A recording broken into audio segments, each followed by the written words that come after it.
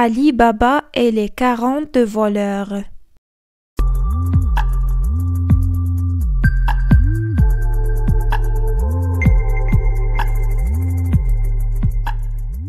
Il y avait une fois, dans une ville de Perse, deux frères nommés Cassim et Ali Baba. Cassim était riche tandis qu'Ali Baba était pauvre. Pour gagner sa vie et celle de ses enfants, il allait couper du bois dans la forêt voisine et le ramener à la ville pour le vendre. Ali Baba découvre la cachette des voleurs. Un jour, tandis qu'Ali Baba chargeait des fagots sur ses ânes, il entendit un étrange grondement. Il s'immobilisa et vit de la poussière, beaucoup de poussière. Il tendit l'oreille, le bruit se rapprochait.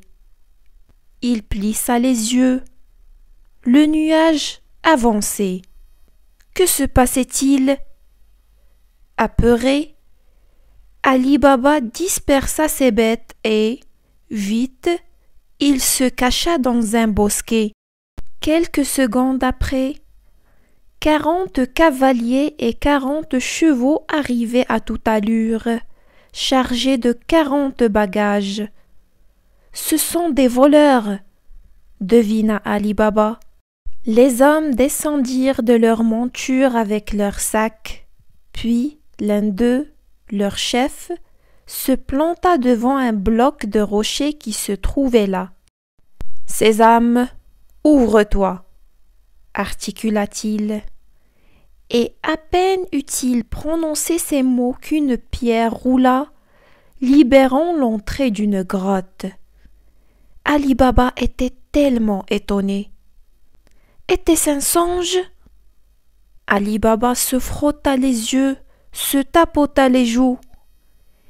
Il ne bougea donc pas et patienta un long moment avant que les bandits réapparaissent, les mains vides. Le capitaine déclara: « Sésame, ferme-toi !» La roche roula. Toute la troupe remonta ensuite silencieusement en selle et reprit la route. Le trésor des voleurs. Ali Baba sortit enfin de son refuge d'arbustes. Il siffla ses ânes tout en disant: « Je vais essayer moi aussi. » Il prononça distinctement: « Sésame, ouvre-toi !» Ali Baba entra dans la caverne, enleva rapidement assez de pièces d'or pour charger ses 3 ânes et couvrit ce trésor avec du bois coupé. Puis il se tourna vers la grotte et dit: « Sésame, ferme-toi !» Le rocher se referma. Une fois rentré chez lui, Ali Baba révéla le secret de la grotte à son frère Cassim.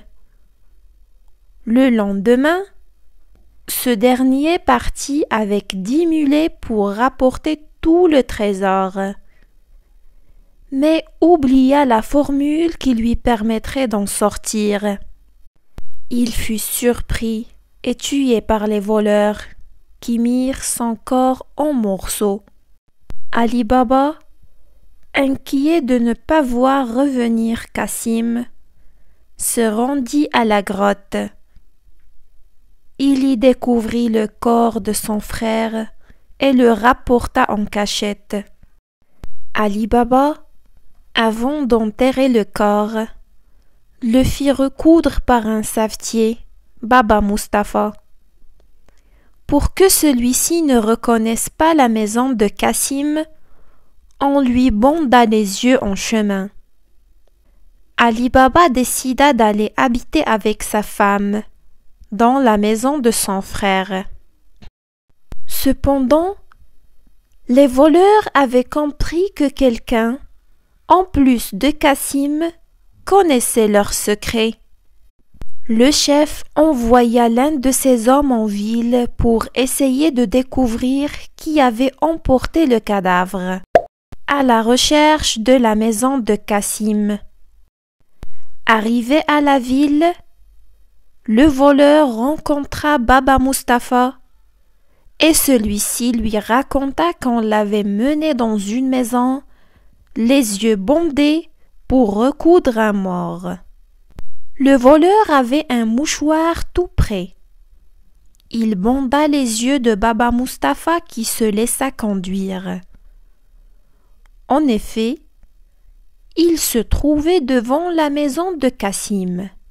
Avant de lui ôter le mouchoir des yeux, le voleur fit rapidement une croix sur la porte. Puis, il laissa le vieillard retourner dans sa boutique et se dirigea vers la forêt. Quelques instants plus tard, Morgiane, l'esclave de Cassim, sortit de la maison. Elle remarqua le signe fait sur la porte. « Que signifie cette marque ?» dit-elle en elle-même. « Il vaut mieux être prudent. » Morgiane prit une craie et fit des marques semblables sur les portes voisines. La nuit venue, les brigands arrivèrent à l'endroit indiqué. Ils virent que toutes les portes avaient le même signe. Toute la troupe retourna à la forêt et le voleur fut mis à mort. 2 ou 3 jours plus tard, un autre voleur fut envoyé en mission. Il agit de la même manière. Mais, comme la dernière fois, Morgiane vit la croix et fit exactement la même sur toutes les maisons de la rue. Ainsi, le deuxième voleur fut tué. Le chef décida d'agir seul. Au lieu d'y faire un signe quelconque, il regarda la maison tellement bien que tous les détails se gravèrent dans sa mémoire. La ruse des voleurs. Le chef envoya ses hommes acheter 19 mulets et 38 grandes outres de cuir pour transporter l'huile. Mais une seule outre était pleine d'huile. Dans les 37 autres, le chef fit mettre les voleurs avec les armes. Le chef se mit à la tête du convoi, prit le chemin de la ville et alla frapper à la maison d'Ali Baba. « Seigneur, lui dit-il, j'amène l'huile pour la vendre demain au marché, mais, à l'heure qu'il est, je ne sais où aller loger. Pourriez-vous me recevoir chez vous pour la nuit? Je vous en serai très reconnaissant. »« Vous êtes le bienvenu, » dit Ali Baba. « Entrez. » Au cours du banquet, Morgiane s'aperçut qu'il n'y avait plus d'huile à la maison et que les lampes allaient bientôt s'éteindre. Elle alla donc comprendre un peu dans les outres du marchand. Quand elle se fut approchée du premier vase, elle entendit une voix qui disait « C'est le moment !» Cette esclave, courageuse et intelligente, comprit vite ce qui avait dû se passer. Aussi, elle répondit à voix très basse « Non, pas encore !» Elle passa près de toutes les outres et, à chaque demande, elle fit la même réponse. Enfin, elle trouva la seule outre qui était pleine d'huile. Elle en remplit sa cruche et retourna à la cuisine. Là, elle prit un grand chaudron qu'elle alla remplir à l'outre des voleurs. De retour dans sa cuisine, elle alluma un grand feu et y mit le chaudron. La fin des voleurs. Quand l'huile commença à bouillir, l'esclave retira le chaudron du feu. Puis, elle versa de l'huile bouillante dans chacune des outres. Les voleurs, surpris, ne poussèrent même pas un cri. Pendant ce temps, Morgiane devait exécuter une danse en l'honneur de l'invité. Elle cacha dans la manche de sa veste un poignard et se dirigea dans la salle du repas. Sur un signe de son maître, Morgiane commença à danser. Soudain, elle s'approcha de lui et le poignarda.